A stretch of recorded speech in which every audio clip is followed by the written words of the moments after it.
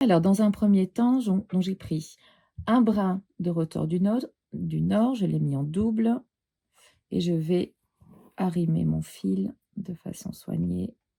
Voilà, donc la partie où il y a le petit lasso, je la laisse un petit peu en suspens. Je repasse, je retraverse le tissu et je vais glisser mon aiguillet dans le lasso. Et là, j'ai un démarrage qui est impeccable, en droit comme en vert.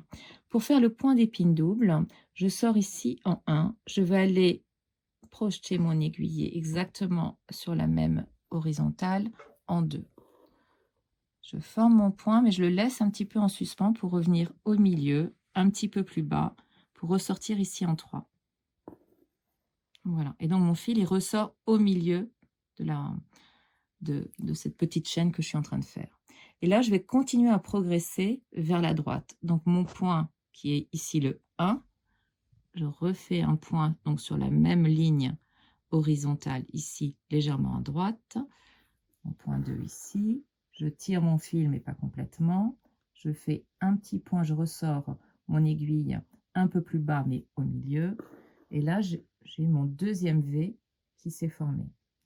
Et du coup, comme on est en point d'épine double, je vais faire encore un point en V. Donc, je continue ma progression vers la droite. Je me décale donc toujours sur la même horizontale. Mon point 1, qui est devenu 1, il est ici. Mon point 2, il est là.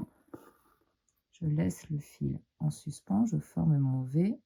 Et je vais venir un petit peu plus bas à l'intérieur pour ensuite, dans un deuxième temps, tirer mon fil. Et donc, cette fois-ci, j'ai bien mes 3 V qui progressent vers la droite en descendant. Et maintenant, je vais faire exactement le travail symétrique, mais cette fois-ci, vers la gauche. Donc, ce point ici, on va considérer que c'est mon point 1. Je vais chercher sur mon horizontale un point 2 qui va être ici. Je laisse, de même que je l'ai fait précédemment, mon fil en suspens pour repérer le milieu un petit peu plus bas. Et cette fois-ci, je viens tirer.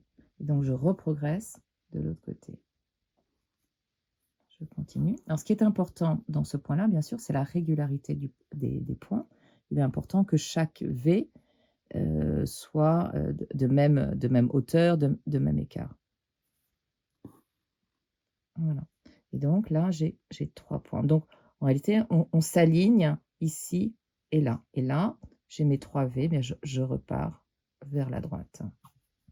Alors, c'est ce qu'on appelle le point d'épine double, mais rien ne vous empêche d'ajouter des V pour avoir des zigzags qui vont être un petit peu plus grands. Ce qui est important, c'est vraiment la régularité du point. On va trouver son milieu. Voilà. Et de conserver à chaque fois, voilà, le V qui soit bien sur que la base des points soit bien sur la même horizontale, ce que j'ai tenté de faire ici. Voilà donc pour le point d'épine double.